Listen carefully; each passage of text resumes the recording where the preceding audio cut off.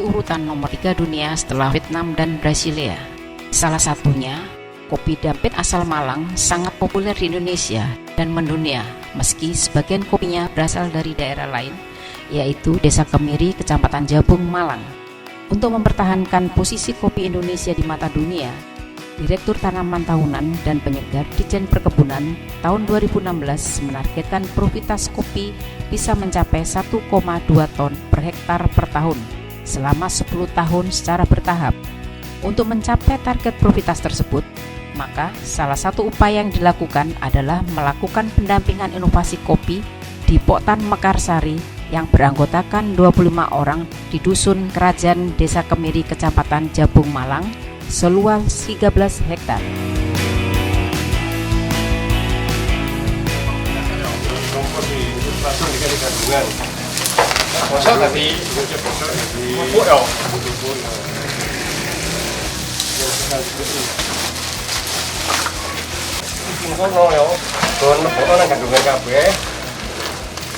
Sak gandunge kaya ana sak kebo.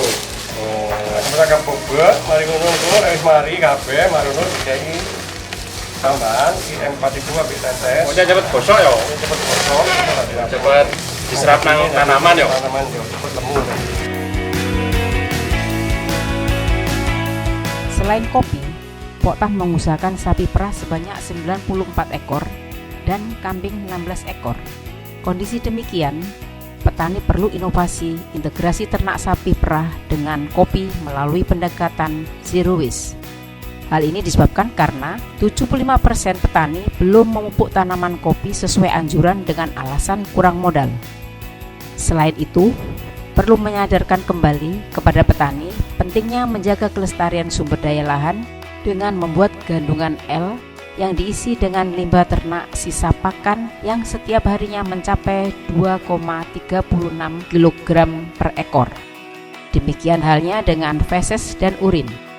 Untuk memenuhi kebutuhan pemupukan tersebut, Poktan Mekarsari membutuhkan 8.300 kg urea, 4.150 kg SP36, dan 5.187 kg KCl. Semua kebutuhan tersebut dapat dipenuhi dari limbah ternak berupa padatan, yaitu rapen dan feses, serta urin. Hanya dalam waktu pengumpulan 5 bulan, limbah melimpah yang selama ini tak terjamah dengan inovasi kini mendatangkan berkah bagi petani, tak perlu membeli pupuk lagi. Penggunaan bahan organik bukan saja memenuhi unsur hara yang dibutuhkan tanaman, melainkan berpengaruh terhadap meningkatnya produktivitas biji kopi yang berkualitas, di antaranya aroma cita rasa kopi. Sanitasi kebun juga perlu mendapatkan perhatian karena berdampak terhadap timbulnya penyakit, terutama jamur upas Corticium salmonicolor bila terlalu lembab. Dan pada musim kemarau, tanaman akan terserang hama kutu putih. Penyakit jamur upas dapat menginfeksi seluruh tanaman kopi, mulai dari bagian pangkal, tengah, sampai ujung batang. Cabang menjadi layu, mendadak kemudian mati. Tingkat serangannya hanya 1%, namun penyakit ini cepat menular. Untuk mengatasinya, petani diajarkan menggunakan bubur bordeaux. Cara ini sederhana, murah, dan mudah diaplikasikan. Untuk yang pertama, bahan-bahannya kita butuhkan seperempat kilo kapur, kemudian seperempat kilo belerang, dan seperempat kilo perusi atau JUSO4. Kemudian air 6 liter. 6 liter itu air mendidih yang kita bagi dua, yang satu 3 liter dan yang satu 3 liter. Untuk langkah pertama, perusi kita taruh ke dalam wadah.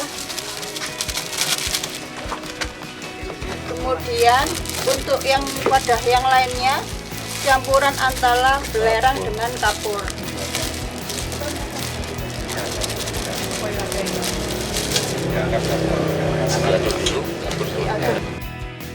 Kemudian air dituangkan ke dalam perusi.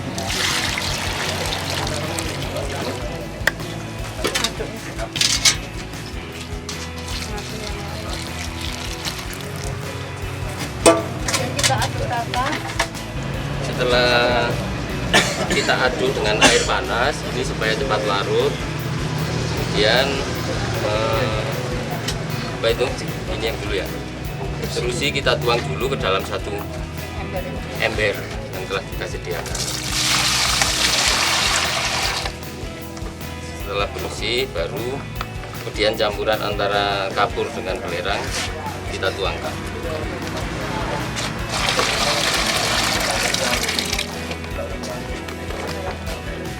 Kemudian kita aduk-aduk lagi. Setelah kita aduk merata, campuran antara berusi, kapur sama belerang itu tadi, ini kita endapkan selama 1 malam, Pak. Yang nanti hasilnya akan seperti ini. Jadi itu terbagi menjadi 2. Yang atas itu bagian jernihnya, yang bawah adalah endapannya. Nah ini dua-duanya bisa kita gunakan untuk aplikasi pengendalian penyakit jamur upas.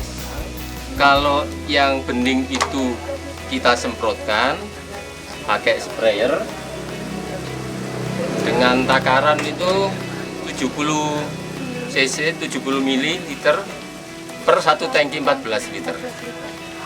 Kemudian yang bawahnya bisa kita sabutkan langsung pada tanaman-tanaman kopi yang terserang jamur upas.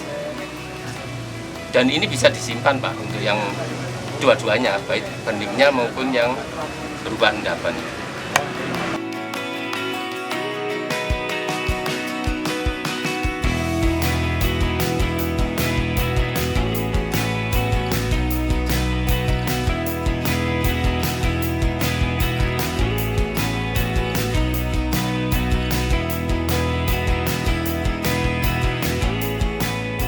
Melalui pendampingan tanaman perkebunan kopi ini, kita sudah melakukan kegiatan terkait dengan pembuatan pengendalian jamur upas itu dengan pembuatan bubur produk tadi.